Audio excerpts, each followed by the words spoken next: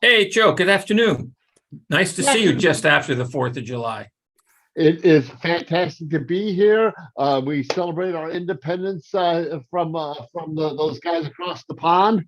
And, And we'll watch out. My son lives in England, so I don't know. I gotta watch that's, it. that's why I was trying to be politically correct there. Those guys across the pond. And it's a great day. And look forward to this session of the Scuba. Yeah, we've talked about this a little bit before, and we actually recorded a video, which we're going to play for everybody. But one of the things that you and I were discussing that is an important component of business interactivity is getting face-to-face with people. Zoom calls or other kind of video conferencing has value. There's certain time and place for it, but there's something about sharing space with someone that changes the whole dynamic of what's going on in the relationship, both personal relationship and business relationship. And that was something that you had brought forth a couple of weeks ago, and I thought that was a real interesting revelation. Well, one of my mentors way back when, Norm Neely, said, if you ever forget people buy from people, then get out of sales. And it's true. There's a very different dynamic. I mean, 55% of communication is nonverbal, and when you're on a Zoom call, you got this much verbal. Yeah, Or yeah, nonverbal. yeah. That's right. Where you don't see the things and you don't feel the energy of another person nearly as much as you do face to face. So face to face to me is the only way to actually build rapport and really take that relationship to another level. Yeah, makes sense to me. Makes sense to me. Well, what I want to do then is I want to start a video here that will kind of address this topic a little bit, because we had discussed this at one point, and what we did was we were, because of the conversation that we were involved with, we started to record this, and we want to play it for everybody now. So I'm going to share my screen. We're going to start this and see what we've got here. Here we go. Well, good afternoon, Joe Szynski. David, it's great to see you. It's great to be here. The sun's out. What a great day. Yeah. I have to say that we've been seeing, as a company here at brainSHARE, some very positive results from all the work that you've been, that as an organization, we've been pouring into our clients, because this is a fascinating time. There's all of this, the summer excitement about being able to get out and do stuff, but we've also got political challenges, the budget stuff, the banking stuff, the talk interest about rates, inflation, interest rates, all kinds the of talk stuff about going on. Commercial property. Everybody's got their issue, their problem, the yam, the sky is falling sort of stuff. Yeah, However, all that noise. The only thing we can control, that you have complete control over, is your economy. Every other economy doesn't matter. The only economy that matters is your economy, and you have complete control over that. Exactly. So you have to be careful not to fall into the trap of accepting someone else's, some talking head's perspective on survival, and interpreting that as meaning something specifically for you and your business, right? Well, and talking about that, it's funny because I'm doing an event tonight, Dave. Okay. And I hear this, people don't want to go to live events, blah blah blah. Well, I think that live events are critical for a lot of businesses. So I'm doing a live event tonight, and I've recommended live events, whether it's workshops, seminars, or reverse marketing. Mm-hmm. Do you know what reverse marketing is, Dave? That's when you're selling something to somebody else that's trying to sell something to you. That's right. So true story is, I had a client that sells promotional items, And I said, well, where do you go to, to promote that? And he's, telling me about this and social media and Facebook. And what was he spent probably 10 minutes telling me about SEO. And I'm like, well, that's fantastic. I said, have you gone to a trade show? Well, no, I sell stuff to people that go to trade shows. I said, well, Ooh. don't you think that the people that are going to the trade show need your services? And he's like, yeah, so I put a booth together there. So well, you can put a booth together there. But first, I recommend going and checking out the event. Yeah. And going in and saying, hey, and picking up every business card, because guess what? They all have their business cards set out. That's And right. say, hey, and people that do one event typically do 3 to 5 events a year, if exactly. not more. Yeah. So it's they're true. going to need more material. Yeah. So that's your target client, is someone that's already doing an event. Yeah. Go there and talk to them about, hey, when's your next event? What are you doing? Hey, have you thought about this? That is, you've got a whole event full of people that are your potential clients. Yeah, no, it makes a lot of sense. I mean, I spent, as you know, I spent a lot of years working for a number of different software companies. And I would go to all the events that I could get to that were for a particular activity or process, because you never know who you're going to run into, and whether you're going to find a company that can be a collaborative partner, a customer, a service provider, right? And a strategic alliance. And I found that out in that industry. I found it out in the financial services. I did financial services for a long time, alternative financing. And it's amazing what you will, at the very least, what you learn that you can then use to communicate to someone else. And you're not going to do that if you're sitting 100% of your life behind a video screen. That's right.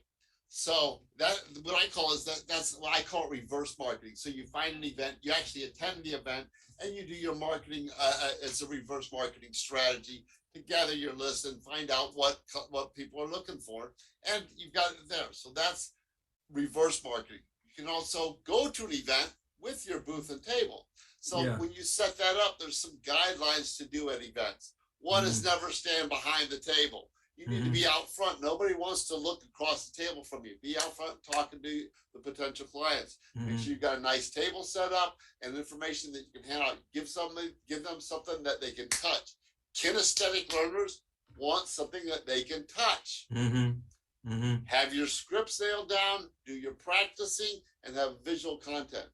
You got, like tonight, we'll be utilizing this pop-up. Right.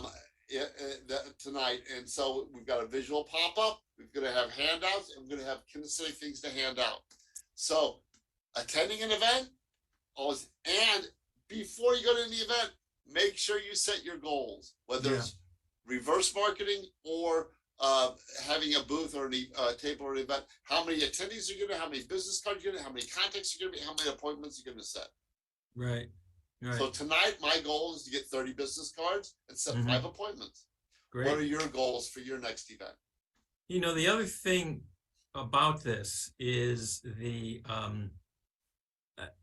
I've been in so many webinars and video conferences, and there are quite a number of people during those video conferences that turn off their camera.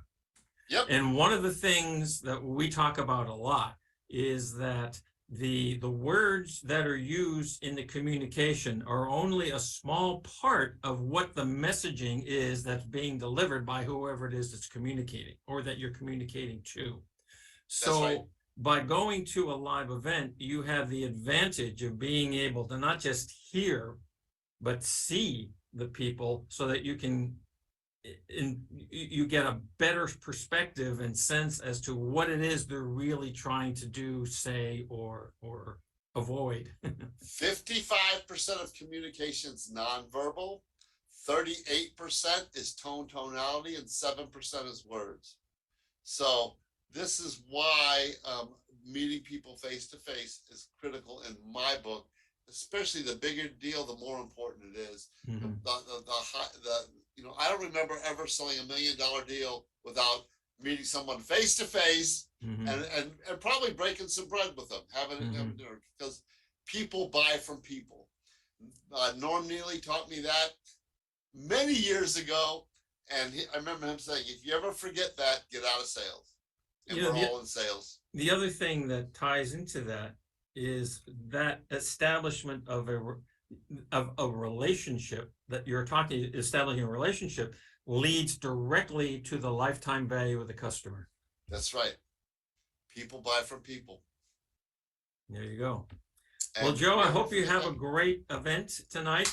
Thanks for letting us know about that. And folks, participate in these decompression webinars. Listen up. Do take advantage of the knowledge that that we're presenting here, and go out and build your business to heights that other people are going to look at and say, "How the hell did you do that?" And then just say, "Because I know Joe." There you go. Hey, it's an honor and privilege to help businesses. Thanks, Dave. All right, Joe. Thank you. Well, so that was our little video presentation. And I wanted to ask you, Joe, have any other thoughts come to mind to you about that concept since we actually did that recording? You're on mute. I was just sitting here going, wow, we covered a lot in that that recording. The only other one is, not only practice, but look in the mirror before you go, because you only have one chance to make a first impression, and it's always easier to dress down than it is to dress up. And what I mean by that is, if you go with a suit and tie and you decide a suit and tie is too much, you can take off your tie, roll up your sleeves, take off your jacket, and you're much more casual environment. But if you go there with Dockers and a polo shirt, you can't put a tie on. Right. So my suggestion is always dress up 2 levels above what you think you should, and then be able to dress down. Right. First impressions are everything. So it's dress appropriately. In fact, overdress is my recommendation, and that and make sure that you don't have your your tie off like this, or make sure you're look in the mirror and make sure if you wouldn't buy for the guy that's if you wouldn't buy from the guy that's in the mirror, nobody else will either. Right. There's another part to this, the mirror thing. I get it. It makes a lot of sense that how you appear, how you look from an attire perspective. But there's this question of, is your face presenting what it is that you are trying to communicate? If you're supposed to be communicating enthusiasm and excitement and happy, are you trying to communicate enthusiasm and excitement and happy, looking like you're about to walk into, I don't know, a dungeon or something? So we see this in the choral group I sing in, where guys are trying to express something in the song that they're singing, but they are completely deadpan face. From an artistic perspective, in any kind of presentation, show, movies, whatever, anything that that kind of art form, the face communicates so much more. So you have to utilize it, okay? And if you're not looking at yourself when you're doing your presentation by watching it in the mirror or recording yourself, you have no sense as to how you are appearing to the people that you're trying to present to. And record yourself before you do that, and watch your nonverbals and see if your nonverbals are communicating what you want them to. Yeah. It's just like whenever you first record yourself auditorily, is that a word, auditorily? It works. Yeah. Yeah. You're like, that's not me. That doesn't even sound like me, but it sounds like you to everybody else. Right. Right. So you might think you're presenting the facial expressions and the expressions you want to, but you may not be.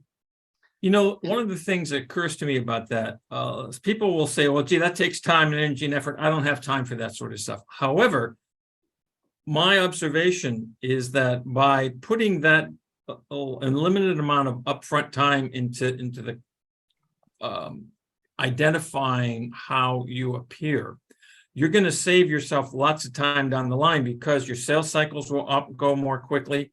The interactivity with your clients, with your prospects, are going to be enhanced and will accelerate. So you're actually not saving yourself time by saying, "Oh, I don't have time to do that now." You're losing time. Does that make sense? You're not losing time, you're losing clients, and you're not representing yourself the way that you want to represent yourself. Right. Yeah. It's you know, I have clients, I don't like recording myself. Get over it. You know, it's get over it. There's no other way. If you're gonna when you get in front of people, Yeah. if you don't know what you look like, you're not. You're probably gonna. It's amazing when I teach a class on presentations. From just watching yourself on video and listening to yourself will immediately change everything. Almost, you know, it's like a 70% change, just boom, by watching yourself going, oh, well, I didn't realize I was doing that. Right. Oh, Yeah. I didn't realize I was doing that. Oh, I didn't realize I wasn't smiling. Yeah. That one is the one I see a lot. It's like, wow, I'm frowning up there the whole time. Yeah. Yeah. You don't know that unless you watch You don't yourself. know that unless you get a chance to see it. Well, Joe, this has been a really, I think, fascinating conversation and great information. I hope our clients that are watching are enjoying this and taking it to heart so that they can enhance their interaction with their clients. So with that, we'll see you next time, Joe. See you next time. Build a business that works without you.